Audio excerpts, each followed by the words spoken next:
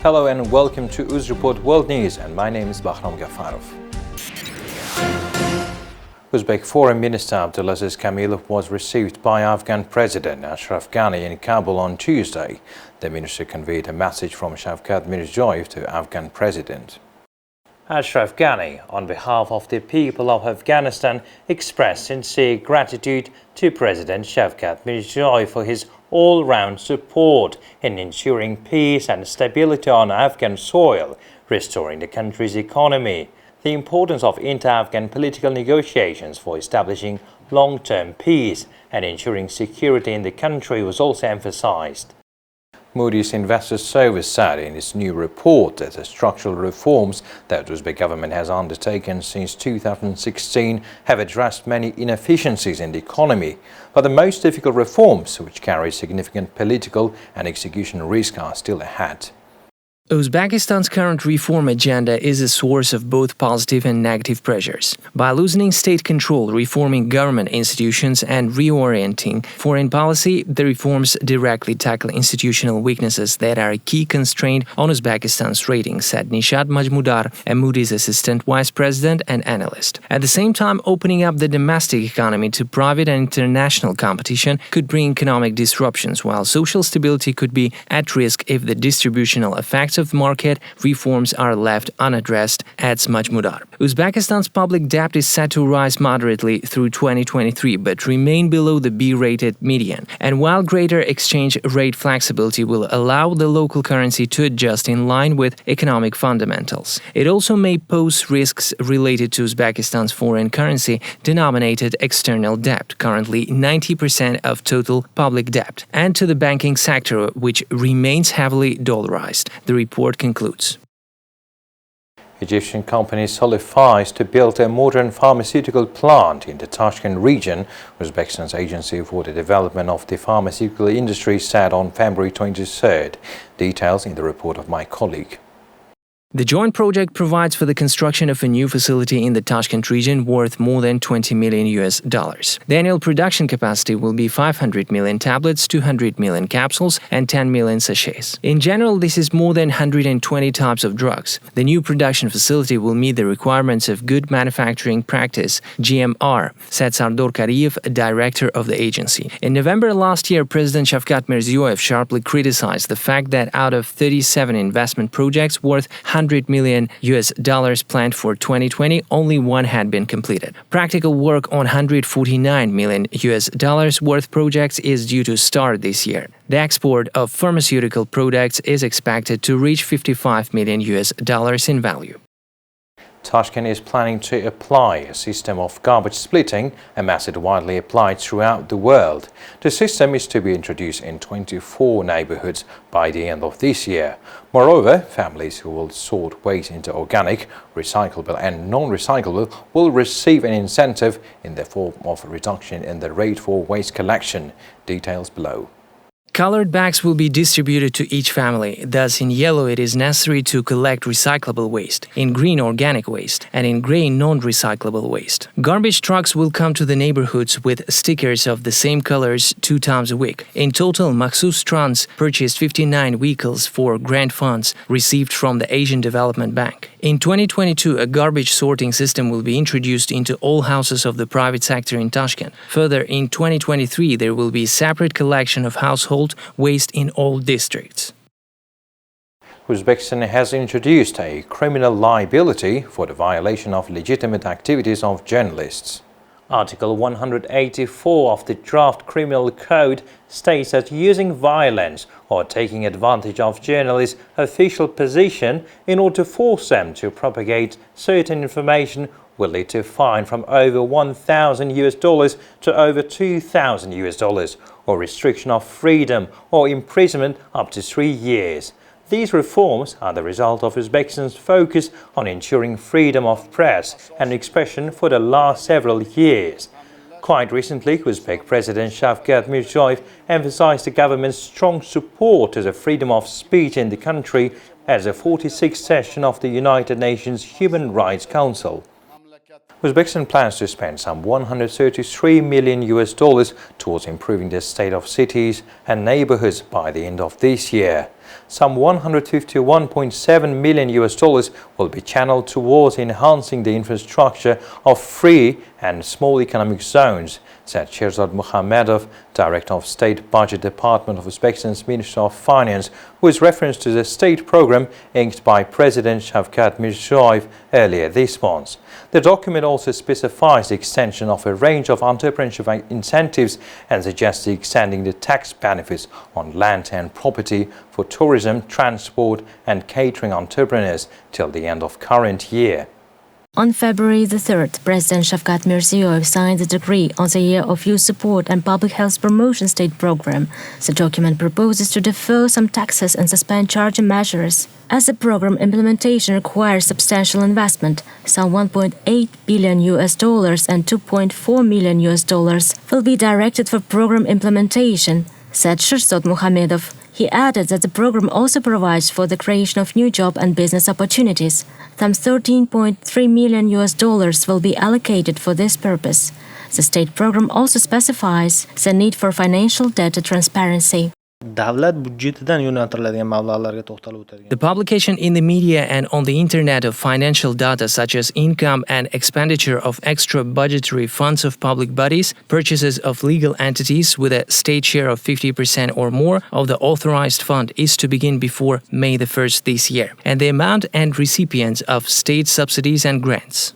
According to the State Tax Committee data 2020, saw over 3.4 thousand entrepreneurs receiving deferred tax payment of $14.1 million.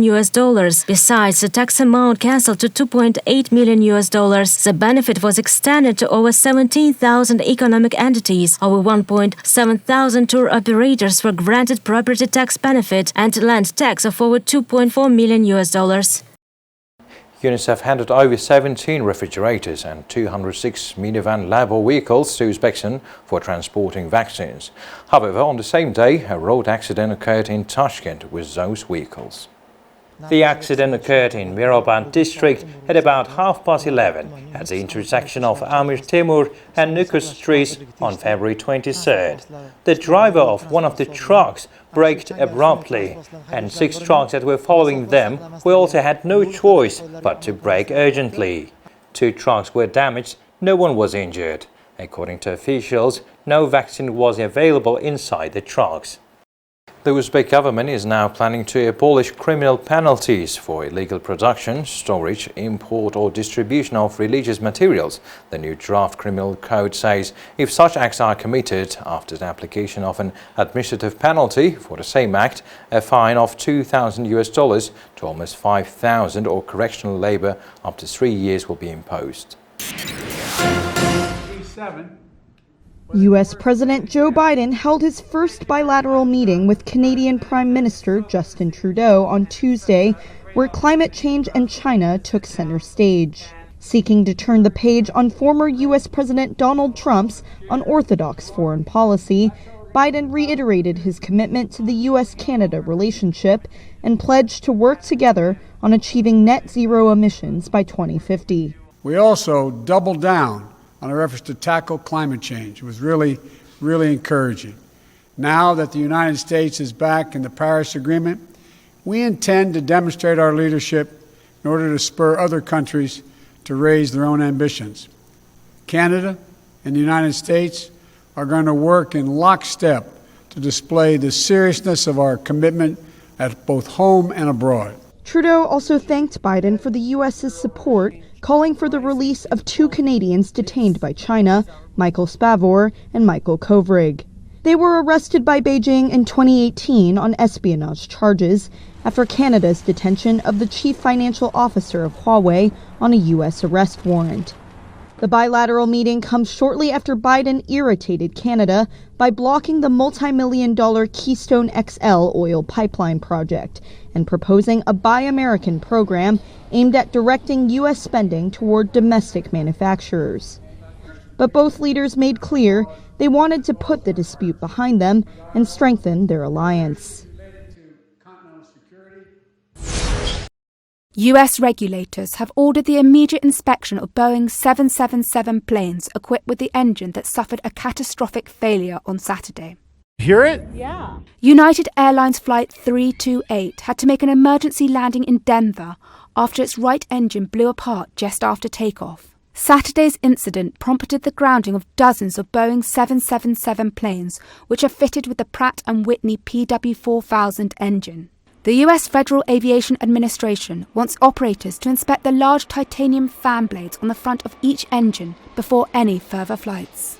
Boeing said it supported the FAA's guidance and will work through the process with its customers. United Airlines, Egypt Air, and operators in Japan and South Korea have all said they will not be flying their Boeing 777s. United has warned of possible disruptions to its cargo flight schedule in March as it juggles the rest of its fleet. Saturday's engine failure is a fresh blow for Boeing.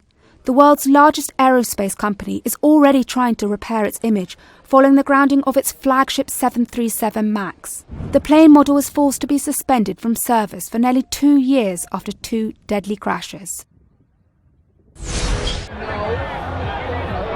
A former New York City police officer has been charged with assaulting a U.S. Capitol officer when supporters of former President Donald Trump stormed the Capitol building earlier this year. 54-year-old Thomas Webster, also a former Marine, surrendered to authorities in New York on Monday after the FBI sought the public's help to find him. A federal prosecutor said the married father of 3 was captured on video attacking a Capitol police officer with a pole and his bare hands, ripping off the officer's protective gear and shouting obscenities. Webster's lawyer said he had only been at the Capitol on January 6th to protest. But the federal judge in his case said, quote, "What we see in the video goes well beyond First Amendment speech and moves into criminal activity." The federal prosecutor said in response to the footage, quote, "These videos shocked the conscience, a look of pure rage on the defendant's face. His teeth were gritted." More than 200 people have been charged for their roles in the Capitol riot, which left 5 people dead. Preliminary indications suggest that the scope and scale of this incident are beyond any that we've confronted as a nation, and its implications are significant. Senator Mark Warner of the Select Committee on Intelligence on Tuesday chaired the panel's first hearing on the massive hack of U.S. government agencies and private companies that was discovered in December. Top executives from Microsoft, CrowdStrike, FireEye, and SolarWinds, whose software was hijacked to breach other companies, said the cyber attack was likely worse than previously thought. This was an act of recklessness, in my opinion. Microsoft President Brad Smith said the true scope of the hack is still unknown because most victims are not legally required to disclose information about it, and he appealed for government help. We do need to enhance the sharing of threat intelligence.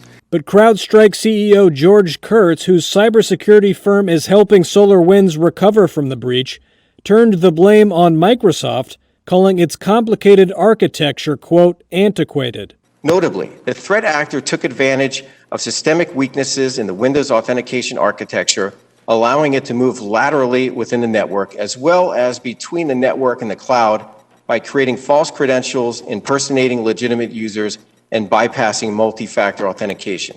Amazon Web Services was also invited to testify, but the company declined to attend the hearing, irking the senators on the panel, including Florida's Marco Rubio. Apparently, they were too busy. The massive breach, which has widely been blamed on Russian hackers, is one of the worst cyber attacks and U.S. intelligence failures on record, affecting at least 9 federal agencies and more than 100 U.S. companies, including all 4 that participated in Tuesday's hearing.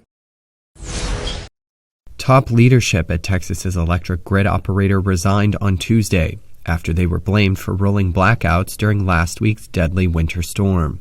The board's chairman, vice chairman, and several directors were among those who stepped down from their roles at the Electric Reliability Council of Texas, or ERCOT, effective Wednesday, according to an official state notice.